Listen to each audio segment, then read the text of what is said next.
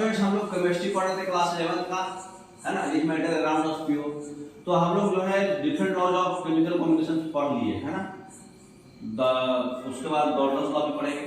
तो इसमें जो है लॉ ऑफ कांस्टेंट प्रोपोर्शंस पढ़ लिए, लॉ ऑफ कंजर्वेशन ऑफ मास पढ़ लिए, लॉ ऑफ मल्टीपल प्रोपोर्शंस पढ़ लिए, लॉ ऑफ रेसिप्रोकल प्रोपोर्शंस पढ़ लिए। अब अगला लॉ है गैर-लुसैक्स law of combining volumes.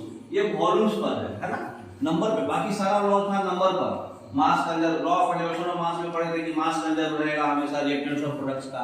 Law of constant proportion पढ़े थे कि भाई जो भी रिएक्टेंट्स है हाइड्रोजन ऑक्सीजन ये सिंपल रेशियो में कंबाइन होकर बनाएगा।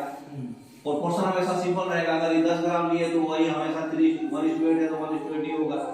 लॉ ऑफ मल्टीपल प्रोपोर्शंस में हम लोग पढ़े कि भाई ये आपस में जो है एक ही कंपाउंड, अगर एक ही एलिमेंट हाइड्रोजन क्लोरीन है, अगर बहुत सारे कंपाउंड बना रहा है तो अगर एक को फिक्स कर दिए, जैसे नाइट्रोजन का बहुत सारा ऑक्साइड बनता है NO2 N2O5 N2 NO3 NO2 तो नाइट्रोजन का अगर हम एटॉमिक मास फिक्स कर दिए तो ऑक्सीजन का सिंपल रेशियो में कंबाइन होता है।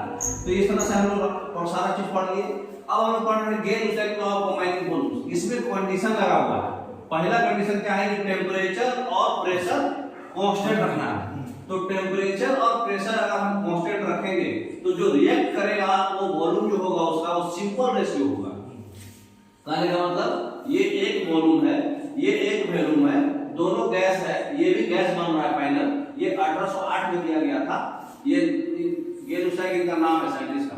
तो ये एक वॉल्यूम मिलके दो वॉल्यूम बनाया, ठीक है। उसी तरह से एक वॉल्यूम हाइड्रोजन है यहाँ, एक वॉल्यूम क्लोरीन है यहाँ, ये दो वॉल्यूम यहाँ हाइड्रोजन क्लोराइड बनाया।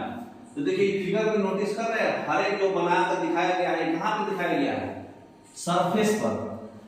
एक क्यूबॉइड का 6 फेस होता है, 6 फेस पे ही दिखाया गया है ना। तो कभी भी जो वॉल्यूम होता है वो पूरा फेस पे दिखाया जाता है, मतलब पूरा लिया जाता है। तो 6 फेस पे बना करके हर जगह एसएल बनाया गया। तो कभी भी जो वॉल्यूम का रेशियो है यहाँ 1:1:2 बना, तो ये हमेशा सिंपल रेशियो में कंबाइन होकर बनाएगा, इंटीजर में, पॉइंट में नहीं। एग्जांपल देखते हैं और क्वेश्चंस देखते हैं, समझ में आ जाता है। देखिए नेक्स्ट, तो यहाँ पर एक और एग्जांपल देखिए, नाइट्रोजन है, हाइड्रोजन है, अमोनिया बना। यहाँ पर कितना वॉल्यूम है, एक वॉल्यूम है, यहाँ पे 3 वॉल्यूम है, यहाँ पे 2 वॉल्यूम बना। तो ये रिएक्टेंट्स जो है आपस में वॉल्यूम का रेशियो सिंपल है कि नहीं, कभी भी मतलब उसमें नहीं है। तो नाइट्रोजन गैस का 1 वॉल्यूम, हाइड्रोजन गैस का 3 वॉल्यूम, अमोनिया गैस का 2 वॉल्यूम।